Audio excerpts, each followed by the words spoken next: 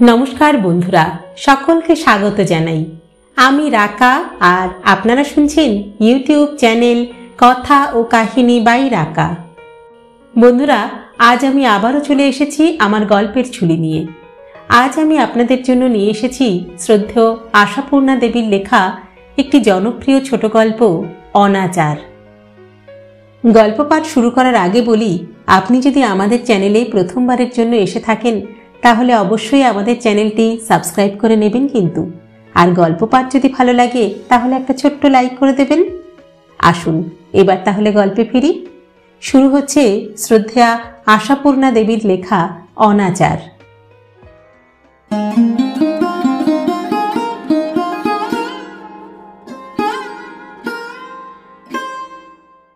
সুভাষ কাকিমার নামে একেবারে ছিছিকার পড়ে গেল।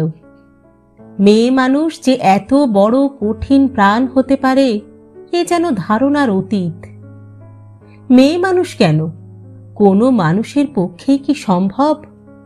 যে কঠোর কাজ মানুষের পক্ষেই অসম্ভব, তেমন কোনো কাজ যদি মেয়ে মানুষে অম্লান বদনে করতে পারে তাহলে তাকে লোকে কি না বলবে, কতটুকুই বা বলতে পারবে।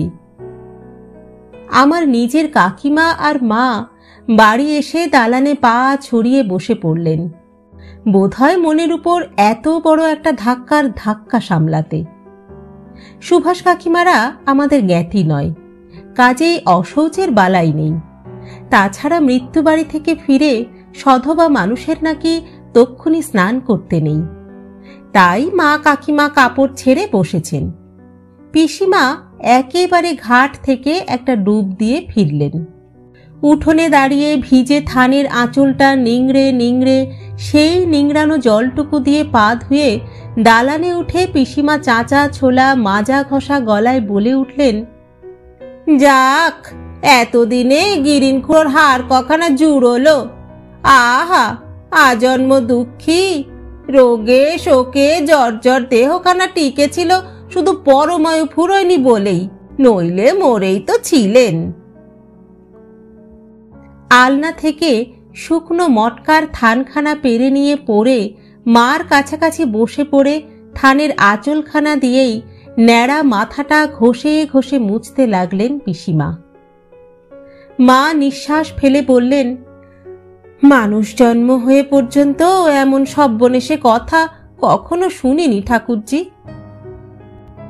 তুমি তো সেদিনের মেয়ে বউ, তুমি শোনোনি সে কিছু মস্ত কথা নয়, জগতের কেউ কখনো শুনেছে?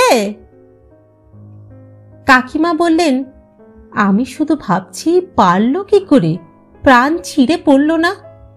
একদিন নয়, 8 দিন নয়, 6-7 মাস এই দুরন্ত সংবাদ চেপে রেখে স্থির থাকা, উফ, ভাবাই যায় না।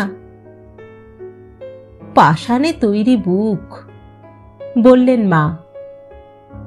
পিসিমা বললেন, ওগো, কার ভিতরে কি থাকে সে শুধু সময় এলেই ধরা পড়ে। সুভাষ চোরা যখন ছিল তখন তো মনে হতো বুঝি এমন ভালোবাসাবাসি আর জগতে নেই। তারপর ছোড়া হঠাৎ চলেই বা গেল কেন, তাই বা কে বলবে? আমার মনে নিচ্ছে বউয়ের ভেতরের অন্য গুণ টের পেয়েই সুভাষ মনের ঘেন্নায় চলে গেছিল। জানি এই সমালোচনার আগুন সহজে নিভবে না। মানুষকে ধিক্কার দেবার যত রকম ভাষা আছে সব এরা একে একে ব্যবহার করবেন, শেষ পর্যন্ত সংসারের কাজের তাড়ায় যদি ওঠেন। চুপচাপ খানিক শুয়ে অবেলায় অন্যমনাভাবে বেরিয়ে পড়লাম। আজ রবিবার, রাত্রে ট্রেনেই কলকাতায় ফেরার কথা, কিন্তু কিছুতেই ইচ্ছে হলো না। সারাদিন সুভাষ কাকিমার সম্বন্ধে আলোচনা শুনতে শুনতেই বোধ করি এত ক্লান্ত হয়ে পড়েছি। নিস্তরঙ্গ গ্রাম্য জীবন, সামান্য একটু আলোচনার বস্তু পেলে এরা আষ্টে পৃষ্ঠে তার সদ্ব্যবহার না করে ছাড়ে না। সে জায়গায় এত বড় একটা সাংঘাতিক ব্যাপার, এরপর সুভাষ কাকিমাকে কোন প্রায়শ্চিত্তে শুদ্ধ হতে হবে কে জানে। আচ্ছা, সুভাষ কাকিমা কি কোনো গর্হিত অপরাধ করেছেন, নাকি কুল ধর্ম নষ্ট করেছেন, না সমাজের চোখে কোনো অনাচার করেছেন। কি যে করেছেন সে কথা বলা শক্ত। যা করেছেন সে কাজ বোধহয় কেউ কখনো করেনি। তাই সে অপরাধের প্রায়শ্চিত্ত সম্বন্ধে কোনো আলোচনা এখনো হয়নি। ফিরতি পথে দেখি দীনেশ রায়ের বৈঠকখানার উঁচু রোয়াকে বসে জনা তিনেক মিলে ওই আলোচনাই চালাচ্ছে। রোয়াকের সিঁড়িতে ৩-৪টে হ্যারিকেন লণ্ঠন নিবু নিবু অবস্থায় কমিয়ে বসানো আছে। অন্ধকারে ঠিক চেনা কাউকেই যাচ্ছে না। শুক্লপক্ষে কেরোসিন খরচের দরকার বড় হয় না। রাত বিরেতে পথ হাঁটতে একটা লাঠি ঠকঠকি যথেষ্ট। কিন্তু আজকের কথা স্বতন্ত্র। আজ গ্রামে একটা মৃত্যু ঘটে গেছে। আজ সন্ধ্যার পরে পথে বেরোতে হাতে একটু আগুনের ছোঁয়া থাকা ভালো। গ্রামের লোকের অন্ধকারে চোখে মানিক জ্বলে। আমাকে দেখেই দীনেশ রায় হাঁক দিলেন, কে যাচ্ছে ওখানে, মনতোষ নাকি? বাধ্য হয়ে এগিয়ে গেলাম। দীনেশ রায় বললেন, আজকের দিনে একটা লণ্ঠন নিয়ে বেরোনি কেন বাবাজি? বললাম, বিকেলে বেরিয়েছি। আচ্ছা বসো একটু। এই সুরেন্দা তো তোমাদের দৌড় দিয়ে যাবেন, একসঙ্গে যেও, আলো ধরে দাঁড়িয়ে দেবেন ক্ষণ। দরকার হবে না বলে চলে যাচ্ছিলাম, কিন্তু যেতে দিচ্ছে কে? দীনেশ রায় উদার কণ্ঠে বললেন, তোমার দরকার নেই, আমার দরকার আছে। আমি তো তোমায় একা আধারে ছেড়ে দিতে পারি না। এসো এসো। তারপর আজ আর ফিরবে না বুঝি? আগে না, কাল যাব। কাল ছুটি আছে নাকি? না, ছুটি কিসের? তবে জানি উত্তর দেবার স্পষ্ট অনিচ্ছা দেখেও এরা প্রশ্ন করতে ছাড়বেন না, এই এদের বিশেষত্ব। বললাম, এমনি গেলাম না, আজ ভালো লাগলো না। দীনেশ রায় একটু উচ্চাঙ্গের হাসি হেসে বললেন, ভালো আর লাগবে কোথা থেকে? দেখে শুনে তাজ্জব বনে গেছো একেবারে। কি বলো, সুভাষের স্ত্রীর কীর্তিকলাপ শুনলে তো? হ্যাঁ, শুনলাম। তা বলি, তোমরা তো কলকাতায় থাকো হে, অনেক রকম কেতা দেখার অভ্যেস। এমন কেতা দেখেছ সেখানে? বিনীতভাবে বললাম, আজ্ঞে না। সুরেন সরকার গলা ঝেড়ে বললেন, সাফাই শুনলে তো? বলে কিনা বুড়ো মানুষটার মনে দাগা লাগবে তো, তাই শ্বশুরের জন্য একেবারে প্রাণ ফেটে মরে যাচ্ছিলেন। ছেলে ভোলানো আর কাকে বলে? বলি, তুই পারলি কি করে তাই বল। অসৎ মেয়েদের রীতিনীতির কথা ছেড়ে দাও সুরেন্দা, তারা কি পারে আর না পারে। খবরটা কুড়োর কানে উঠলেই তো মাছ খাওয়া, শাড়ি পরা সব ঘুচে যেত। মাথার মধ্যে হঠাৎ একটা যন্ত্রণা বোধ করলাম। বললাম, আচ্ছা কাকা, আমি চলি। আধারেই চললে? হ্যাঁ। নেমে পড়লাম। দীনেশ রায় চেঁচিয়ে বললেন, বলি, পৈতেটা গলায় আছে তো হে, নাকি কলকাতার ফ্যাশনে তোবার বাড়ি পাঠিয়ে দিয়েছ? গাছতলা দিয়ে যাওয়া মানো তো না কিছু। মৃত আত্মা 3 দিন 3 রাত জায়গা ছেড়ে নড়তে চায় না, ঘুরে ঘুরে বেড়ায়, বুঝলে? গাছতলা দিয়ে যেতে যেতে আবার বাড়ির বিপরীত দিকে ঘুরলাম। মৃত আত্মা জায়গা ছেড়ে না নড়ে যদি 3 দিন সেইখানেই ঘুরে মরে, তাহলে গিরিন ঠাকুরদার আত্মাও নিশ্চয়ই কাছে পিঠে কোথাও ঘুরছে। এসব ঘটনা টের পাচ্ছে, এসব আলোচনা শুনতে পাচ্ছে। কি হচ্ছে সে আত্মা? সন্তুষ্ট, নাকি এইসব গ্রাম্য বৃদ্ধদের মতো ক্রুদ্ধ হয়ে অভিশাপ দিতে চাইছে? কে জানে কি। সুভাষ কাকিমার প্রতি খুব বেশি স্নেহভাব তো কখনো দেখিনি তার। তাছাড়া সুভাষ কাকা সিনেমা হুজুক করে বোম্বে চলে যাওয়া পর্যন্ত তিনি তো যত দূর নয় তত দূর খিটখিটে হয়ে গিয়েছিলেন। পুত্রবধূর উপরও কম খাপ্পা হননি। অবশ্য দোষও দেওয়া যায় না। 6টি সন্তানের মধ্যে সুভাষ তার শেষ অবশিষ্ট সন্তান। সেই ছেলেও যদি বাড়ি ছেড়ে উধাও হয়ে যায়, তার স্ত্রীর যদি ক্ষমতা না থাকে ধরে রাখবার, তাহলে কি করে তিনি সেই অক্ষমতাকে মার্জনা করতে পারেন? কি করে প্রসন্ন থাকতে পারেন বউয়ের উপর? বৃদ্ধ শ্বশুর আর তরুণী পুত্রবধূ, এই সংসার। শ্বশুর যদি রাগ করে সাবু বার্লি সমেত ভারী কাঁসার বাটিটা বেআন্দাজি ছুঁড়ে বউয়ের কপাল ফাটান, তাহলেও কেউ ধরবার নেই। প্রথম প্রথম নাকি খুব চিঠির ঘটা ছিল সুভাষ কাকার, টাকাও পাঠিয়েছেন কবার, কিন্তু মাস ৬-৭ আর কোনো খবর নেই, না টাকা না চিঠি। সংসারে দারিদ্র্যের চরম। পাড়ার গিন্নিদের দিয়ে নিজের যা একটু সোনাদানা ছিল সবই বিক্রি করিয়েছিলেন সুভাষ খুড়িমা। বম্বে গিয়ে সুভাষ কাকা যে কোনো কুহকিনীর কুহক জালে আটকা পড়ে গেছেন সে বিষয়ে কারোর মতদ্বৈত ছিল না। ওদের যে কি করে চলে সে কথা গ্রামের কেউ কোনো দিন ভেবে দেখেনি, কিন্তু ওদের নিয়ে আলোচনার অন্ত ছিল না। একটা অসহায় মেয়ে মানুষ যে নিজের জোরে দাঁড়িয়ে থাকবে, স্বামী অনাসক্ত হয়ে গেছে বুঝেও ভেঙে পড়বে না, সব সময় হেসে কথা কইবে লোকের সঙ্গে, এটা সত্যি বড় দৃষ্টিকটু।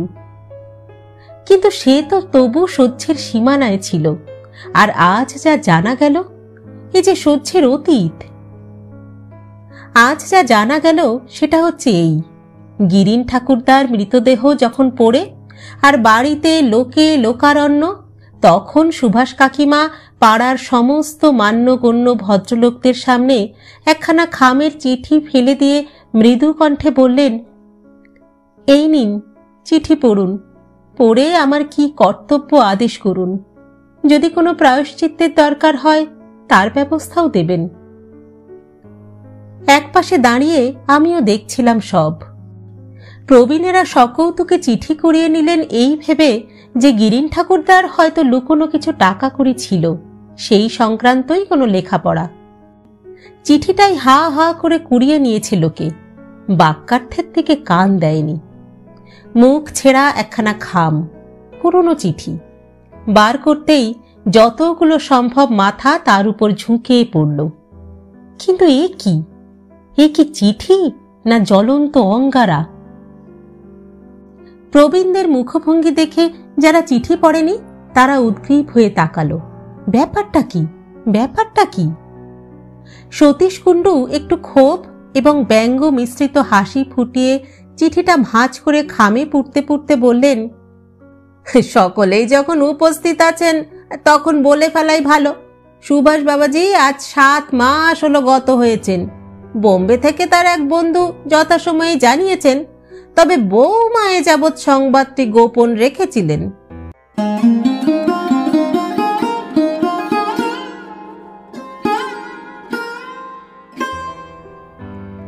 ঘরের মধ্যে কি বাজ পড়ল? মৃত্যু সংবাদ গোপন রাখার সংবাদ এমন কিছু নতুন নয়। সময়ে অসময়ে অবস্থা বিবেচনা করে লোকে এমন করে থাকে কখনো কখনো, কিন্তু স্বামীর মৃত্যু সংবাদ গোপন করবে স্ত্রী? উদ্দেশ্যটা কি? ভিড়ের মধ্যে অস্ফুট একটা গুঞ্জন ধ্বনি উঠল। প্রবীণেরা চোখ গোল করে হাঁ করে তাকিয়ে রইলেন, আর সুভাষ কাকিমা ভাবলেশ শূন্য মুখে শ্বশুরের অসুখের সময় ব্যবহৃত ঔষধের শিশি, কাঁচের গেলাস, পিকদানি, কাঁথাকানি, জামা কাপড় ইত্যাদি একত্রে জড়ো করতে লাগলেন। অতঃপর কে একজন মহিলা বললেন, হ্যাঁ সতীশ, বৌমার করণীয় কাজ তাহলে কি হবে? সতীশ কুণ্ডু বললেন, আপনারাই বলুন, আমার এই 60 বছর বয়সে এমন ঘটনা তো দেখিনি সত্যদি। অজান্তে হয় সে আলাদা, বলে অজান্তে সাপের বিষ লাগে না। সত্যদি বললেন, ছাইপাশ 81 দূরের ব্যবস্থা নয় আমি করে দিলাম, কিন্তু একটা প্রাচিত্তিরের দরকার তো, জেনে শুনে এমন অনাচার। হ্যাঁ গা বৌমা, এ চিঠি চেপে রাখবার বুদ্ধি তোমায় কে দিলে বাছা? সুভাষ কাকিমা মুখ তুলে কে জানে হয়তোবা একটু হেসেই বললেন, বুদ্ধি আর কে দেবে পিসিমা, বোধহয় আমার দুর্মতেই দিয়েছে। যাই হোক, বলি এর একটা মানে আছে তো। যদি উড়ো চিঠি বলে অবিশ্বাস এসে থাকে তো পাড়ার 5টা বিচক্ষণ লোককে দেখাতে হয়তো নাকি? অবিশ্বাস তো করিনি পিসিমা। তাহলে? সুভাষ কাকিমা এইবার হাতের কাজ থামালেন, স্থিরভাবে বললেন, ভেবেছিলাম বাবা বুড়ো মানুষ, জীবনভর অনেক শোকতাপ তো পেয়েছেন, মরণকালে না হয় আর নাই বা পেলেন। এইটাই কি আর এমন সহজ মানুষের মতো কথা হলো বাছা? সত্য পিসি বললেন, যে যার কর্মফল নিয়ে এসেছে, ভোগ না করে উপায় কি? এই যে তুমি 6 মাস ধরে জেনে শুনে তার ভিটে বসে বিধবা হয়ে সধবার আচরণ করলে, তাতেই কি তার ভালো করলে? এতে তার আত্মার অসদ্গতি হবে না? যাক, এখন ভট্টাচার্যকে ডাকো, কি বলে দেখো দেখি। নারায়ণ নারায়ণ। ভট্টাচার্যও নারায়ণ নারায়ণ করতে করতে এলেন। শুনে এসেছেন তো সব। তিনি বিধান দিলেন, যেহেতু গিরিন ঠাকুরদার শ্বশুর, সেই হেতু তার শেষকৃত্যের সঙ্গে সঙ্গে পুত্রবধূর বৈধব্য সাজ গ্রহণ একটু দৃষ্টিকটু, অতএব মৃতদেহ বার করার আগেই সুভাষ কাকিমার শেষকৃত্য করে দেওয়া হোক। সুভাষ কাকিমা বললেন, আমার সঙ্গে কি আপনারা কেউ যাবেন পিসিমা, না আমি একা গেলে চলবে? সত্য পিসি গম্ভীর বদনে বললেন, তোমার অবশ্যই কোনো সাহায্যের দরকার নেই দেখছি, তবে আমার তো একটা কর্তব্য আছে। সেই 18 বছর বয়স থেকে এই কাজে চুল পাকালাম। নাও চলো। থাক থাক, গামছা কাপড় কিছু নেবার দরকার নেই। নাও দিনেশ, তোমরা ততক্ষণ ইদিককার গোছগাছ সব করো। এত বড় একটা কাণ্ডে সুভাষ কাকিমা তাকে কাঁদবার কোনো সুযোগই দিলেন না দেখে বোধহয় চটে গেলেন সত্য পিসি। এসব হলো সকালের কথা, রবিবার বলেই আমি ছিলাম। এখন বাড়ির বিপরীত মুখে চলতে চলতে কোন আত্মার দ্বারা চালিত হয়ে কে জানে গেলাম গিরিন ঠাকুরদারি বাড়িতে। রাত হয়ে গেছে, সে কথা আগে খেয়াল হয়নি। খেয়াল হলো সুভাষ কাকিমার দরজায় এসে। ইতস্তত করে চলেই আসছিলাম, হঠাৎ দেখলাম পঞ্চাকলুর ছোট মেয়েটা বেরিয়ে এসে বলল, দাদাবাবু ফিরে যাচ্ছ যে? কাকিমা শুধলো কিছু দরকার আছে? বললাম, না, এমনি এসেছিলাম। তুই এখানে রাত্রিরে থাকবি বুঝি? হ্যাঁ দাদাবাবু, মা পেইঠে দিল, বলল বুড়ো তো মলো, বামুন দিদি একা থাকবে, নন্দী তুই যা, আত্মীরটুকু থাকবে। পাড়ার আর কেউ নেই? না তো। কথার মাঝখানে সুভাষ কাকিমা বেরিয়ে এলেন। জ্যোৎস্নার আবছা আলোয় সাজসজ্জার পরিবর্তন বিশেষ কিছু বোঝা যাচ্ছে না তাই রক্ষে। সুভাষ কাকিমা আমার চেয়ে বয়সে বড় নয়, নিজের কাকিও নয়, তাই প্রণাম কখনো করিনি। অতএব ন যজৌ ন তথৌ অবস্থায় দাঁড়িয়ে রইলাম। বললেন, মনতোষ না, এমন সময় এদিকে? ভাবলাম আপনার একটা খবর। এসেছ তো ভালোই হয়েছে ভাই। বলেই থামলেন, সামান্য একটু হেসে বললেন, ভাই বলেই বলছি, কিছু মনে করো না। বাবা বাছা করে বলতে পারি না। বলছি, গ্রামে আর কাউকে বলতে পারিনি, তোমায় বলছি। তোমার কাকার তো পরলৌকিক কাজের কিছুই হয়নি। এতদিন পরে কিছু হয় কিনা, কিংবা কি হয়, তোমাদের কলকাতার কালীঘাটের কোনো পণ্ডিতকে জিজ্ঞাসা করতে পারো। বললাম, আচ্ছা। আর শোনো, সেই সঙ্গে আমার কোনো প্রায়শ্চিত্তের ব্যবস্থা যদি দেন। আমি ক্রুদ্ধ স্বরেই বললাম, কেন, আপনার আবার প্রায়শ্চিত্ত কিসের? মস্ত একটা পাপ করলাম তো এতদিন ধরে। বিধবা হয়ে জেনে শুনে সে খবর চেপে রেখে সধবার আচরণ করা, হিন্দু ধর্মকে এতটা অনাচারের ভার সইতে পারবে? আমি গম্ভীরভাবে প্রশ্ন করলাম, পাপ বলে নিজে স্বীকার করেন আপনি? করেছি বই কি ভাই, হাজার হোক হিন্দুরই মেয়ে তো। কিন্তু সঙ্গে সঙ্গে পুণ্যের লোভটাও মস্ত হয়ে উঠেছিল। ভাবলাম বুড়ো মানুষকে এই শেষ জীবনে আর মরার উপর খাড়ার খা দিই কেন?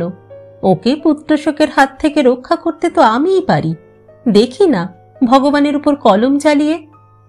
তাই রাবণ রাজার মতো নিজের মৃত্যুবান প্রাণপণ যত্নে লুকিয়ে তুলে রাখলাম। রাগ করে বললাম, তা যথাসময়ে তো আবার নিজে হাতেই তা বের করে দিয়েছেন।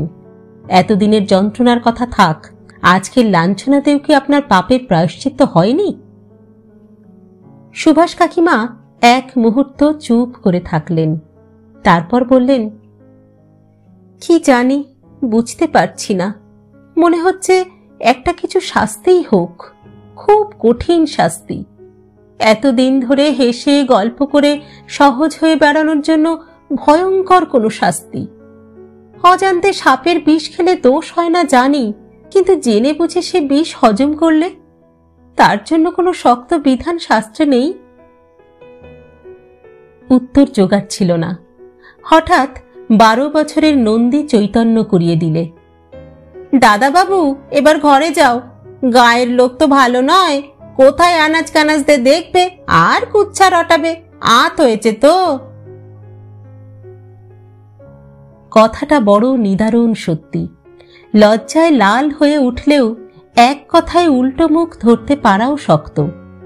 তাই বললাম, একটা কথা শুধু জিজ্ঞাসা করব কাকিমা, গিরিন ঠাকুরদা আপনার সঙ্গে যা ব্যবহার করতেন সে তো কারোর অবিদিত নেই, অথচ তার জন্য। এটা কি একটা কথার কথা হলো মনতোষ? কাকিমা হেসে ফেললেন। উনি রাগের মাথায় যখন তখন আমার মাথা লক্ষ্য করে লাঠি নিয়ে তেড়ে আসতেন বলে আমি জেনে বুঝে ওর মাথায় লাঠি বসানোর ভারটা নেব? কিন্তু লোকে কি এর মর্ম বুঝল? লোকের বোঝাটাই তো শেষ কথা নয় ভাই। আচ্ছা, আর একটি শেষ কথা। কিছুতেই এই সন্দেহকে দূর করতে পারছি না। ভাবছি কি করে পারলেন। সুভাষ কাকিমা এবারেও একটু চুপ করে থাকলেন, তারপর বললেন, সেটা আমি নিজেও বুঝতে পারি না মনতোষ, কি করে পারলাম।